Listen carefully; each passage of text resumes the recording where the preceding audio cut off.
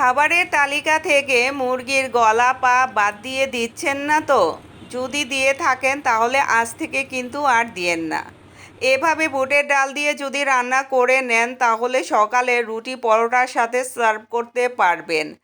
আর খেতে যে কতটা সুস্বাদু হয় বন্ধুরা, না খেলে বিশ্বাস করবেন না। হ্যালো এভরিওয়ান, আসসালামু আলাইকুম। সবাইকে ইফাত কিচেনে স্বাগতম।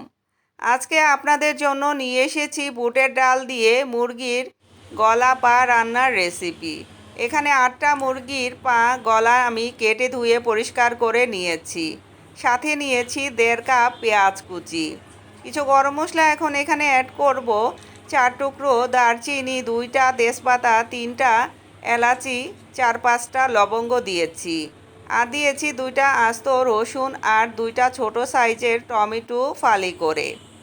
এখন এক এক করে মশলাগুলো এখানে অ্যাড করব। প্রথমে দিয়েছি 1.5 চা চামচ লবণ, 2 চা চামচ হলুদের গুঁড়া, 1 টেবিল চামচ মরিচের গুঁড়া, 1.5 চা চামচ করে ধনিয়ার গুঁড়া, জিরার গুঁড়া দিয়েছি।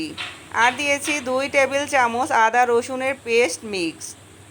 রান্নার রেগুলার তেল পরিমাণ মতো দিয়ে দেব। তারপরে নেড়ে চেড়ে মশলাটা মিশিয়ে নেব। মেশানো হয়ে গেলে গ্যাসের চুলাটা অন করে দেব।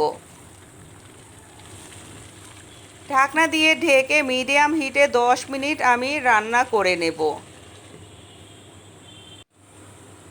10 মিনিট হয়ে গেছে, ঢাকনাটা তুলে নিয়েছি। এখন নেড়েচেড়ে আবারও কিছুক্ষণ সময় কষিয়ে নেব। আগে থেকে 1 কাপ বুটের ডাল আমি ভিজিয়ে রেখেছিলাম প্রায় 30 মিনিট। বুটের ডালটা আমি ধুয়ে খুব সুন্দর করে এখানে দিয়ে দেব। তারপরে ডালটাও কষিয়ে নেব।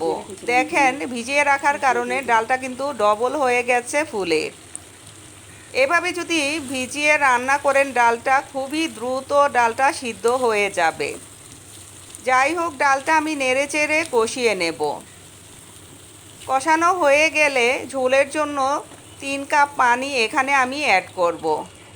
এই তরকারিটা খেতে খুবই মজার হয় বন্ধুরা, গরম ভাতের সাথেও অনেক ভালো লাগে খেতে। আমি রান্না করেছিলাম, পরিবারের সবাই খেয়ে অনেক বেশি প্রশংসা করেছে। ঢাকনা দিয়ে ঢেকে মিডিয়াম লো হিটে 20 মিনিট রান্না করে ঢাকনাটা আমি তুলে নিয়েছি। আমার রেসিপিটা যদি আপনাদের একটু হলেও ভালো লাগে প্লিজ আমার চ্যানেলটাকে সাবস্ক্রাইব করবেন, লাইক কমেন্ট শেয়ার করে আমার পাশে থাকবেন। অফ ক্যামেরায় দেখেছি লবণ কম হয়েছে, তাই আমি আধা চা চামচ লবণ আবার অ্যাড করলাম।